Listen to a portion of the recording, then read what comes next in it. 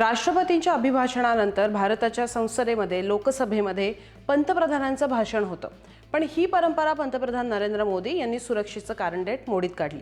पण आता Gaza Israel युद्धादरम्यानही जिथे प्रचंड ह्युमॅनिटेरियन क्रायसिस आहे अशा भागात 2023च्या इस्रायलवर हमासने केलेल्या दहशतवादी हल्ल्यानंतर इस्रायलच्या संसदेमध्ये पंतप्रधान नरेंद्र मोदी भाषण देणार आहेत। कारण पंतप्रधान नरेंद्र मोदी यांचा 2 दिवसांचा इस्रायल दौरा सुरू झालाय। इस्रायलमध्ये ते पोहोचायच्या आधीच तिथे राजकीय घमासानही सुरू झालंय। लक्षात घ्या, भारताचे पंतप्रधान 2017च्या आधी कधीही इस्रायलमध्ये गेले नव्हते। इस्रायलला जाणारे नरेंद्र मोदी हे 2017मध्ये पहिले पंतप्रधान ठरलेत भारताचे। ही मोदींची आता दुसरी व्हिजिट आहे इस्रायलला। पण या 2 व्हिजिट्समध्ये मागच्या 9 वर्षात इस्रायलच्या पंतप्रधानांची इमेज मात्र पूर्णपणे बदललेली आहे। आता या भेटीमध्ये इस्रायल इंडिया स्ट्रॅटेजिक पार्टनरशिपवर बरीच चर्चा होणार आहे। Science, technology, innovation, defence, agriculture यामध्ये काय काय ऑपॉर्च्युनिटीज आहेत, काय संधी आहेत याबद्दल चर्चा होणार आहे। त्यामुळे ही व्हिजिट महत्त्वाची आहे असं भारताकडनं सांगितलं गेलंय। पण दोन्ही देशांच्या पंतप्रधानांच्या मागचे राजकीय प्लॉट्स काय आहेत हे लक्षात घ्या। नरेंद्र मोदी यांच्यावर भारतात विरोधकांनी भरपूर आरोप केलेत। त्यांना आता प्रचंड आव्हानांचा सामना करायला लागतोय। मग तो 2017च्या इस्रायल व्हिजिटबद्दल एप्स्टीनमध्ये छापून आलेला उल्लेख असो, अमेरिका भारत ट्रेड डील असो, माजी लष्कर प्रमुख नरवणे यांचं पुस्तक असो, हा झाला बॅकड्रॉप भारतातला पंतप्रधान नरेंद्र मोदी यांचा। आता जेव्हा भारताचे पंतप्रधान इस्रायलमध्ये जातात तेव्हा पंतप्रधान नेत्यानाहू यांचाही एक बॅकड्रॉप आहे आणि तो समजून घेतला नाही तर व्हिजिटचं अनालिसिस नीट करता येणार नाही। तर हा व्हिडिओ हे समजून घेण्यासाठी आहे की बेंजामिन नेत्यानाहू यांची mister security he image over the period कशी बदलत गेली। अँटी मुस्लिम सेंटिमेंट्स ठासून भरलेल्या या नेत्यानं कधीतरी मिडल ईस्टमध्ये शांतता प्रस्थापित करण्यासाठी काही प्रयत्न केलेत का? इस्रायलमध्ये नेत्यानाहू यांचा गव्हर्नमेंट ट्रॅक रेकॉर्ड नेमका काय राहिलाय? युद्धादरम्यान पण त्यांच्याच देशातले लोक त्यांच्याच विरुद्ध का बोलतायत? नेत्यानाहू यांची लीडरशिप आता कोसळण्याची वेळ आलेली आहे का? हे सगळं या व्हिडिओमध्ये बघणार आहोत। तारीख होती 4 जुलै 2017 आणि तेल अवीव जवळच्या बेन गुरियन एअरपोर्टवर पंतप्रधान नरेंद्र मोदी विमानातून बाहेर आले। रनवेवर लाल गालिचा होता आणि तिथे उभे होते इस्रायलचे पंतप्रधान बेंजामिन नेत्यानाहू। स्वतः नरेंद्र मोदी यांना ते रिसीव्ह करायला आले होते। दोघांनी एकमेकांना मिठी मारली। विमानतळावर बोलताना नरेंद्र मोदी म्हणाले की हा दौरा इतिहास घडवणारा प्रवास आहे, कारण एखाद्या भारतीय पंतप्रधानांचा इस्रायलला हा पहिलाच दौरा होता। यावेळेला नेत्यानाहू यांनी 2014मध्ये न्यूयॉर्कला झालेल्या त्यांच्या पहिल्या भेटीची आठवण करून दिली। ते म्हटले की त्यावेळी आम्ही भारत आणि इस्रायलमधले उरलेले सगळे अडथळे दूर करण्याचा निर्णय घेतला होता। आता नरेंद्र मोदी यांचा हा दुसरा दौरा सुरू झाला आणि भारत इस्रायलनं आपल्या मैत्रीचं हे उद्दिष्ट पण पूर्ण केलं असं म्हणायला लागेल। 2 दिवसांची ही व्हिजिट आहे जेरुसलेमला। नरेंद्र मोदी इस्रायलच्या संसदेमध्ये भाषण करणार आहेत आणि त्यानंतर ते नेत्यानाहू यांच्यासोबत याद वशेम होलोकॉस्ट मेमोरियलला भेट देणार आहेत। हे मेमोरियल दुसऱ्या महायुद्धामध्ये जूनचा नाझींनी जो नरसंहार केला त्याच्या स्मरणाप्रित्यर्थ उभारलंय। तिथे मोदी जाणार आहेत नेत्यानाहू यांच्याबरोबर। तेच नेत्यानाहू ज्यांनी गाझामधल्या पॅलेस्टिनींविरुद्ध नरसंहार म्हणजे जेनोसाइड केलं असं संयुक्त राष्ट्रांच्या म्हणजे UNच्या चौकशी आयोगानं म्हटलेलं आहे। इस्रायलनं गाझात केलेल्या युद्ध गुन्ह्यांमध्ये 70,000 पेक्षा अधिक लोक आतापर्यंत मेलेले आहेत आणि त्याच्यामध्ये सगळ्यात जास्त पर्सेंटेज, सगळ्यात जास्त संख्या ही महिला आणि लहान मुलांची। आणि म्हणूनच आंतरराष्ट्रीय फौजदारी न्यायालयानं म्हणजे इंटरनॅशनल क्रिमिनल कोर्टनं 2024ला नेत्यानाहू यांच्या विरोधात अटक वॉरंट जारी केलंय। पण याच नेत्यानाहू यांना नरेंद्र मोदी हे अनेकदा डिअर फ्रेंड पण म्हणतात। इकडे भारतात शशी थरूर यांच्या अध्यक्षतेखाली एक स्थायी समितीची बैठक झाली तेव्हा त्यांनी प्रश्न विचारला सरकारला की इराण आणि अमेरिका यांच्यात आता कधी युद्ध होऊ शकेल अशी परिस्थिती मिडल ईस्टमध्ये असताना एक ॲडवायझरी भारताने दिली आहे की जे भारतीय इराणमध्ये आहेत त्यांनी तातडीनं परत या। तर असं असताना या युद्धात इस्रायलही ओढला जाऊ शकतो अशी स्थिती असताना मग आत्ता पंतप्रधान नरेंद्र मोदी हा दौरा का करतायत?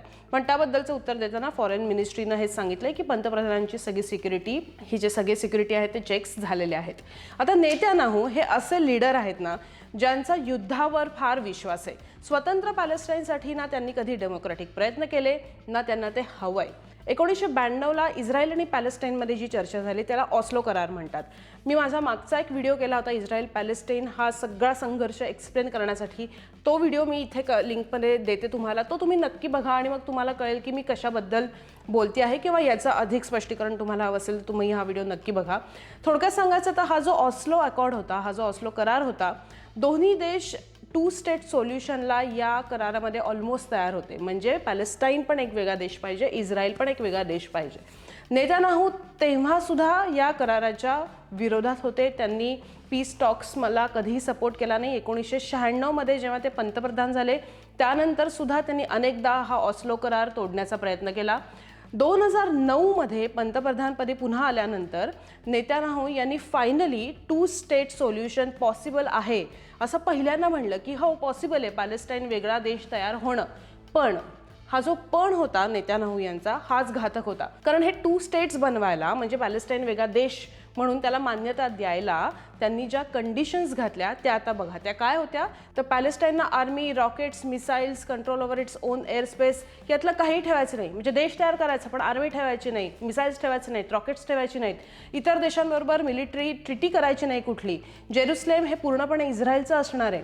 पॅलेस्टाईन रेफ्युजीज ज्यांना ॲक्च्युली इस्रायलनंच हाकलून दिलं आहे त्या पॅलेस्टाईनच्या रेफ्युजीजना परत इस्रायलमधलं घेतलं जाणार नाही. म्हणजे बेसिकली या ज्या कंडिशन्स होत्या त्या हेच दाखवत होत्या की एक गुलाम देश फक्त नेतान्याहू यांच्या डोक्यामध्ये होता आणि ही गुलामगिरी द्या असं कोण म्हणेल.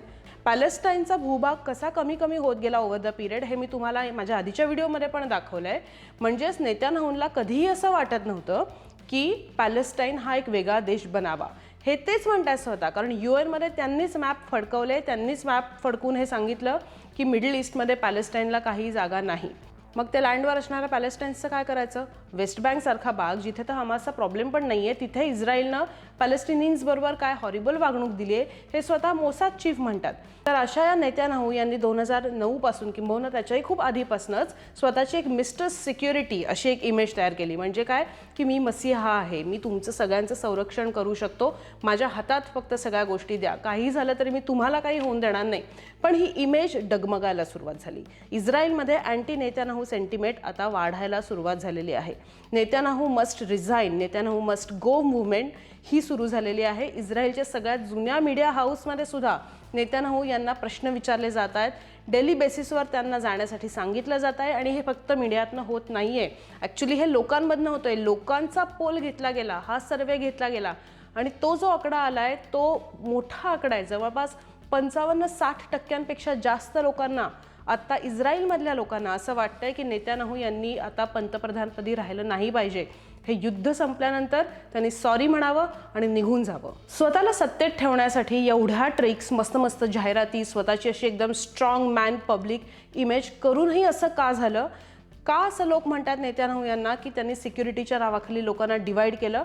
त्यातल्या कारणांपैकी पहिलं कारण 7 ऑक्टोबर 2023ला हमासनं इस्रायलवर हल्ला केला. 1200पेक्षा जास्त इस्रायल्स मारले गेले. त्यानंतर इस्रायलनं गाझा स्ट्रिपवर घमासान बंबार्डिंग केलं.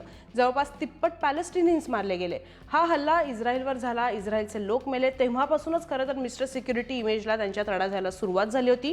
त्यानंतर हमास इस्रायल युद्ध सुरू झालं. गाझा स्ट्रिपवर पुढचे 7 दिवस म्हणजे 7 ऑक्टोबरला सुरू झाल्यानंतर पुढचे 7 दिवस भयंकर बॉम्बिंग झालं. जीवितहानी काय झाली हे तुम्ही पाहिलं असेल. 17 ऑक्टोबर 2023ला इस्रायलनं गाझामधल्या अल अहिल अरब हॉस्पिटलवर बॉम्बिंग केलं आणि अख्खं जग त्यावेळेला बघत राहिलं. कारण जे पॅलेस्टिनी युद्धातून वाचण्यासाठी, जखमा भरून काढण्यासाठी या हॉस्पिटलमध्ये गेले होते यात जवळपास 500 लोक मेले. बॉम्बिंग झाल्या इस्रायलच्या हनन्या नफ्ताली हे जे इस्रायल प्राईम मिनिस्टरचे डिजिटल स्पोक्सपर्सन आहेत त्यांनी एक ट्विट केलं. त्या ट्विटमध्ये त्यांनी म्हटलं की इस्रायलनं हमासच्या दहशतवाद्यांना या हॉस्पिटलमध्ये टार्गेट केलं आहे आणि हमासनं कसं हॉस्पिटलला कव्हर बनवलं होतं स्वतः लपायला. पण जेव्हा व्हिज्युअल्स समोर आले, जेव्हा समोर आलं की यामध्ये लहान मुलं मोठ्या प्रमाणात मेली आहेत, त्याच्यानंतर इस्रायलनं बाजू बदलली. इस्रायल म्हणलं की पॅलेस्टाईनमधल्या दहशतवाद्यांनीच रॉकेट लॉन्चिंग केलं आणि ह्या हॉस्पिटलवर हल्ला केला. स्वतः पंतप्रधान नरेंद्र मोदी यांनी या हॉस्पिटलवर अटॅक झाल्यानंतर एक ट्विट केलं होतं आणि म्हटलं होतं की spoke to the president of the Palestinian authority HE Mohammad Abbas. Palestine लोकांना आमचं सपोर्ट कायम राहील आणि भारताची इस्रायल पॅलेस्टाईनबाबतची अनेक वर्षांची भूमिका आहे ती कायम राहील. नेहरू काळापासून भारत 2 स्टेट सोल्युशन मानतो. म्हणजे पॅलेस्टाईन ही एक हा वेगळा देश असावा हे नेहरू काळापासून जे भारत मानतो तीच भूमिका नरेंद्र मोदी यांनीही कंटिन्यू ठेवली आणि तसंच ट्विट त्यांनी केलं. तर coming back to our point, या हॉस्पिटल अटॅक नंतर नेतान्याहू यांचा चेहरा अशा इतर अनेक गोष्टीतून समोर यायला लागला. पाईलअप होत गेल्या गोष्टी आणि ऑगस्ट 2025मध्ये पण गाझातल्या नासर हॉस्पिटलवर इस्रायलनं स्ट्राईक केला. त्यात 20 जण गेले, त्यात पत्रकारही होते. त्यावर नेतान्याहू फक्त काय म्हणले होते त्यावेळेला की डीपली रिग्रेट. फक्त युद्ध हेच कारण नाही नेत्यानाहू यांच्या इमेजला तडा जाण्याचं. दुसरा मुद्दा हा पण आहे की नेत्यानाहू यांना ज्युडिशियरीवर म्हणजे न्यायव्यवस्थेवर, कोर्टावर, जजेसवर कंट्रोल हवा आहे. 2023 पासून त्यांची ही तयारी सुरू आहे. संसदेमध्ये त्यांनी एक लॉ आत्ता पास केला. तो लॉ काय हे सांगण्याआधी इंडिया टुडेची ही बातमी बघा. Almost a dictatorship, over 1 lakh protest in Israel against Netanyahu's judicial reforms for 20th weak.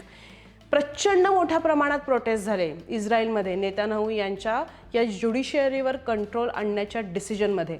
आता जो लॉ पास झालाय तो ऐका त्याच्यात काय.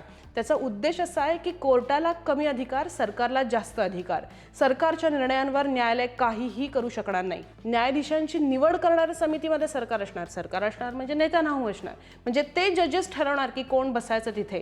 सुप्रीम कोर्टानं कायदा जर एखादा रद्द केला पार्लमेंटमध्ये पास झालेला, तर संसद पुन्हा एकदा बहुमतानं तो निर्णय घेऊन फिरवू शकेल. म्हणजे कोर्टाला काही अधिकार नाही.